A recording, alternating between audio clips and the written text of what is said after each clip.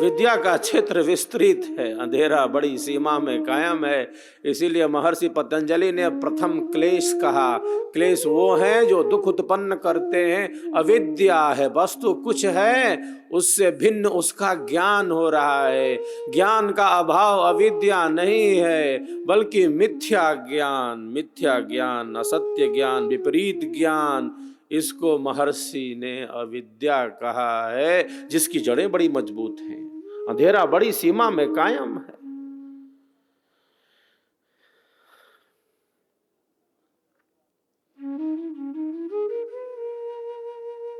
जब एक विहंगम योग का प्रचारक, प्रचारिकाएं स्वरवेद के स्वर को लेकर, स्वरवेद महामंदिर के संदेश को लेकर, यज्ञ की अग्नि को लेकर जन जन तक जाएंगे, तब अध्यात्म के शुद्ध ज्ञान का प्रचार प्रसार जन जन में होगा, मन मन में होगा। सद्गुरुदेव के ज्ञान का प्रचार करना हम सबों का परम धर्म है। स्वरवेद का प्रचार करना, स्वरवेद महामंदिर का शंखनाद करना, ये हम सब शिष्यों का परम धर्म है।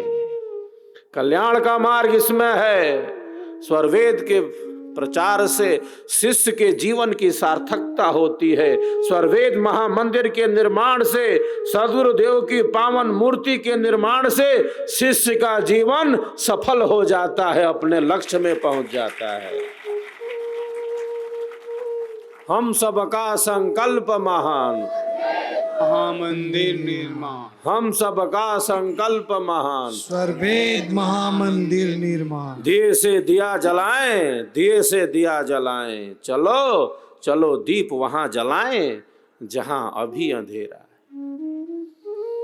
तो स्वरवेद ज्ञान की किरणें, जब विहंगम योग का प्रकाश, सदगुरु के ज्ञान विज्ञान का प्रकाश जन जन तक फैलेगा, अध्यात्म का, ब्रह्म विद्या का, विहंगम योग का वास्तविक ज्ञान जन जन तक पहुंचेगा। भवसागर नर देह का दिशा प्रदर्शक यंत्र, सतसंगति सतसंगति सब मूल है, सब जानन पर मंत्र, सब जानन पर मंत्र। दिशा प्रदर्शक यंत्र सदगुरु ने हमें दिया है। सदगुरु कृपा के आधार से स्वरवेद का स्वर मिला है, विहंगम योग की साधना मिली है, सेवा का सौभाग्य मिला है। शिष्य कभी चूकता नहीं इसमें, एक शिष्य कभी चूकता नहीं इसमें।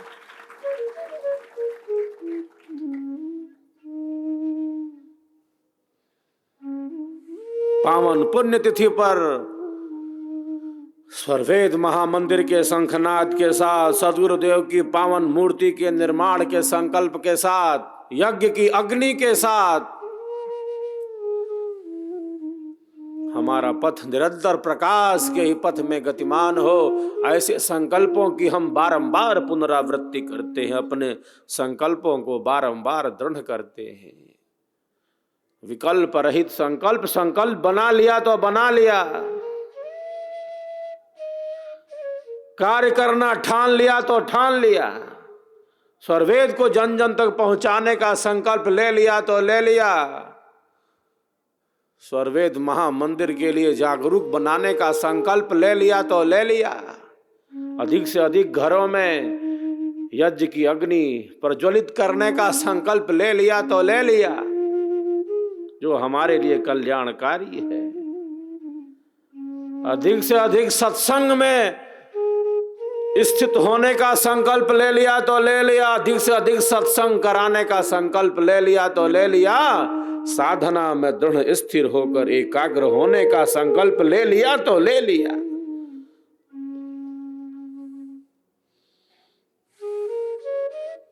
कोई विकल्प नहीं। विहंगम मार्ग पर तीव्रता से चलने का संकल्प ले लिया तो ले लिया, बात खत्म।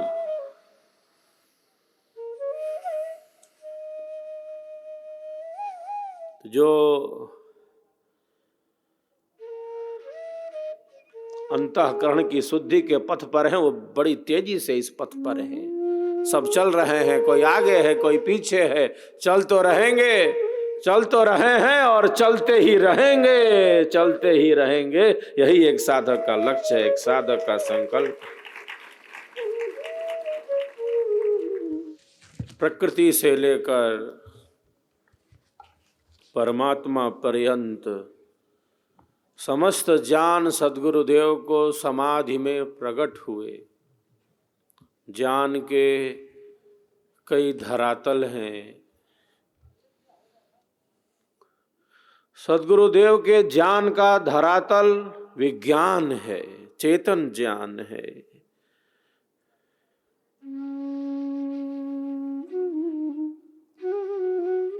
विहंगम योग के ज्ञान का आधार समाधिजन्य अनुभव है।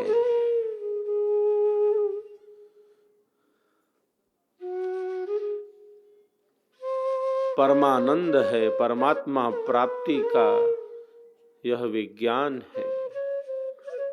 सृष्टि से लेकर परमात्मा पर्यंत समस्त ज्ञान सूक्ष्म रूप से स्वरवेद में प्रकट है। सूक्ष्मता में शक्ति है।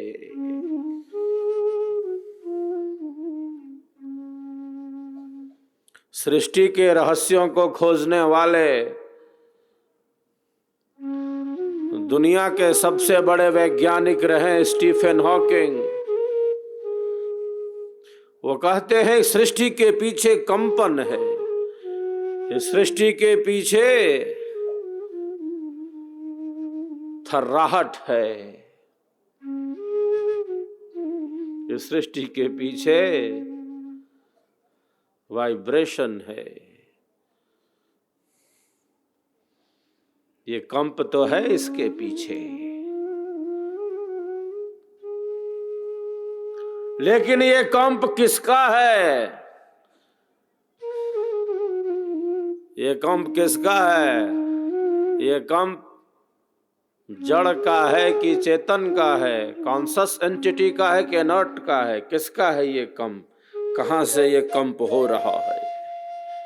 कहां से ये एनर्जी आ रही है? कहां से ये प्रकाश आ रहा है? ये एनर्जी कहां से आ रही है? इसकी भूमिका को स्पष्ट नहीं कर पा रहे हैं कि जड़ का है कि चेतन, कॉन्शस है कि इनर्ट है, जड़ है कि चेतन। सद्गुरुदेव, हम सबके परमाराध्य सद्गुरुदेव भगवान स्वर वेद में इसका स्पष्ट वर्णन करते हैं। सद्गुरु व्याख्या नहीं करते। सद्गुरु अपने दिव्य मंडल में बैठकर समस्त तत्वों का अन्वेषण कर लेते हैं, अन्वेषण कर लेते हैं। अक्षर माही कंप है, अक्षर माही कंप है, माया योग विकास सृष्टि के प्रादुर्भाव है। अक्षर जग प्रकाश, अक्षर जग प्रकाश। अक्षर में कंप है, ये कंप चेतना का कंप है, कॉन्शस एंटिटी का कंप है, ये जड़ का नहीं है, प्रकृति परिणामिनी है, बदल रही है। ये कंप कहां से आ रहा है? स्वयं क्रिया हो रही है।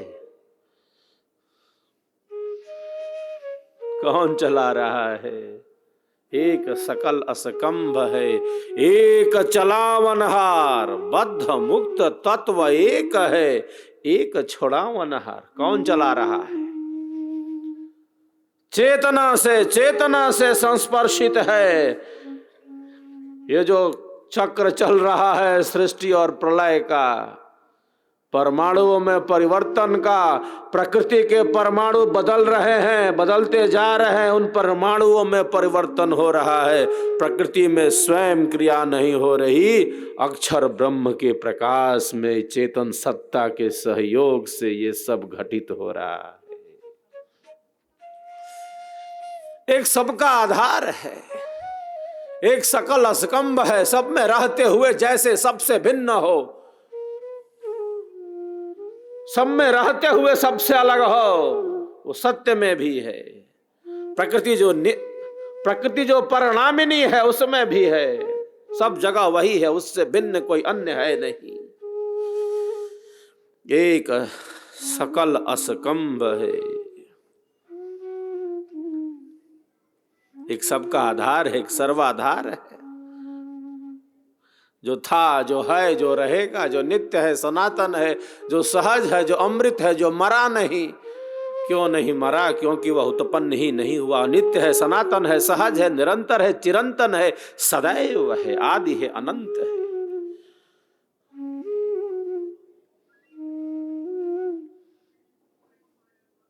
सबका आधार है, एक चलावनहार है जिससे क्रियान्वयन हो रहा है।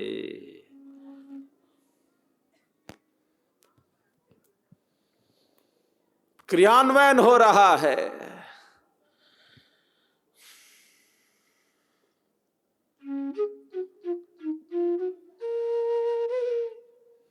एक तत्व है ऐसा जो बद्ध है, बंधन में है, और जो बंधन में है वो केवल बंधन में है क्या? वो केवल बंधन में ही है क्या? वो बंधन में ही रहेगा क्या? अरे जो बंधन में है वह मुक्त हो सकता है, वो मुक्त हो जाता है, वो जीवन मुक्ति का अनुभव कर लेता है।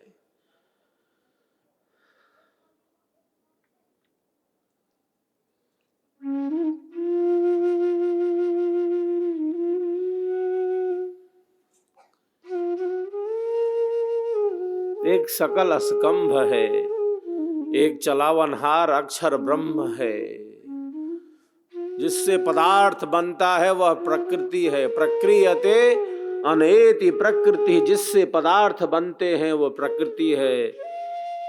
लेकिन स्वयं पदार्थ बन जाते हैं क्या? चेतना का संबंध चाहिए, चेतन का योग चाहिए।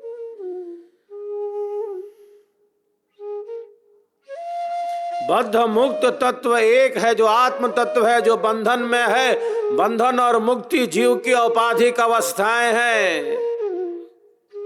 जो बंधन में है वो बंधन में ही रहेगा क्या? नहीं, वो बंधन से मुक्त हो सकता है, वो दुखों से मुक्त हो सकता है, वो अमर लोक की यात्रा कर सकता है, वो मुर्दों के शहर से आजाद हो सकता है। यदि विधिवत तुम साधन करी हो, अमर लोक पहुंचाऊंगा। महाप्रभु अनंत दयामय, महाप्रभु अनंत दयामय, उनसे तो ही मिलाऊंगा। कहें सदा फल, कहें सदा फल, परमानंदा आवागमन मिटाऊंगा, आवागमन मिटाऊंगा। ऐसी उद्घोषणा हमारे अमर सदगुरु की शब्द शब्द हमें उस अनंत ज्ञान धारा से जोड़ता है। प्रकृति आधार तो ही छोड़वाऊं, निज स्वरूप ठहराऊंगा। स्वयं का स्वरूप। दुखों का कारण क्या है? स्वयं को न जानना ही दुखों का कारण है। कौन हूं मैं?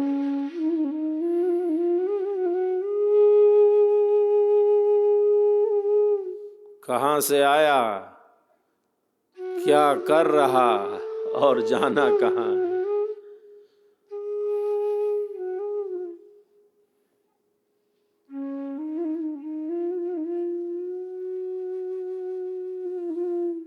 कौन हूं मैं?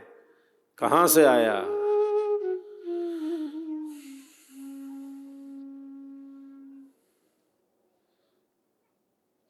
क्या कर रहा और जाना कहां है?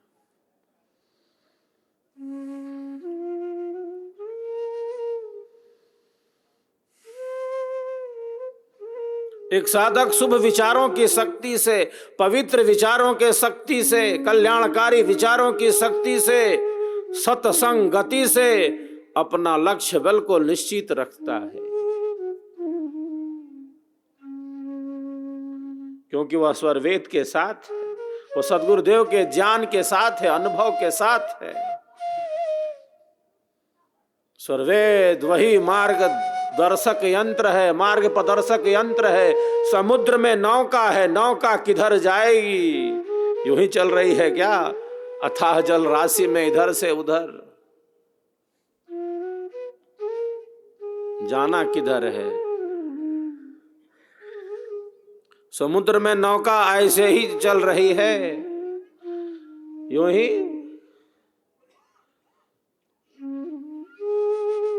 अथाह जल राशि में एक निश्चित मार्ग पर चल रही है, एक निश्चित मार्ग पर चल रही है। दिशा सूचक यंत्र लगा है, कंपास लगा है, उस पर एक निश्चित मार्ग से चलकर अपने लक्ष्य को तय करती है। यूं ही नहीं चले आए हैं,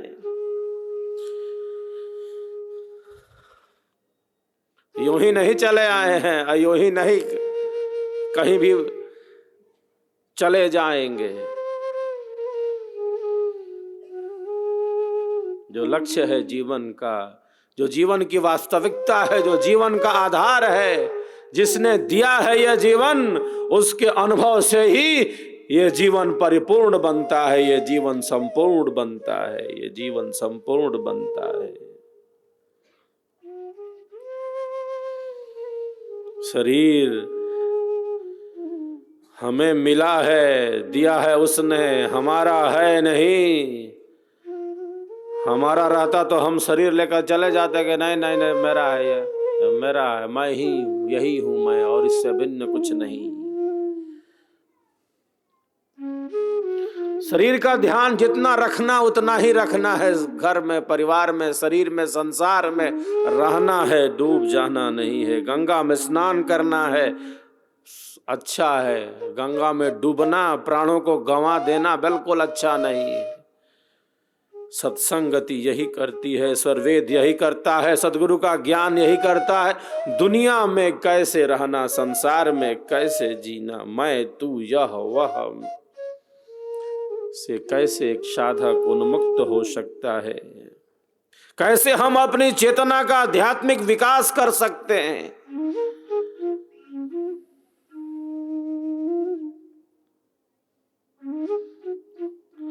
दुनिया में हूं, दुनिया में हूं, दुनिया का तलबगार नहीं हूं।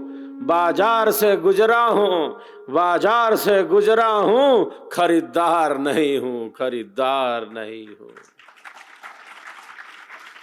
ऐसा प्रवाह है एक साधक का। कर्म करते हुए कैसे उसके फल बंधन से वह मुक्त हो सकता है, फल में आसक्ति से कैसे भिन्न हो सकता है, फलासक्ति से कैसे भिन्न हो सकता है।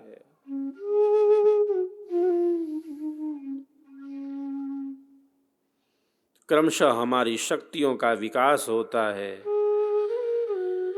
श्रेष्ठ विचारों से, शुभ विचारों से, पवित्र विचारों से हमारा जो जीवन है सुवासित होने लगता है। सद्गुरु का ज्ञान हमें इसी में पूर्ण बनाता है। दुखी के दुख को कैसे कम किया जा सकता है, ये चिंतन योगी का होता है। तो सबके हित का चिंतन करता है। योगी ही उपयोगी है जो सबके सुख का चिंतन करता है। कोरोना काल में अन्नदान हो, स्वरवेद महामंदिर की सेवा हो, किसी कार्य में आप सब पीछे नहीं रहे। अरे रक्तदान में तो पहले से बढ़कर आगे बढ़ गए, पहले से बढ़कर ज्यादा रक्त की आहुति दिए। 1 यूनिट ब्लड से 3 से 4 व्यक्तियों का जीवन बचाया जा सकता है। समय से वह रक्त मिल जाए तो ईश्वर का दिया प्रसाद, यह मानव शरीर, यह मानव जीवन आनंद से भर जाता है।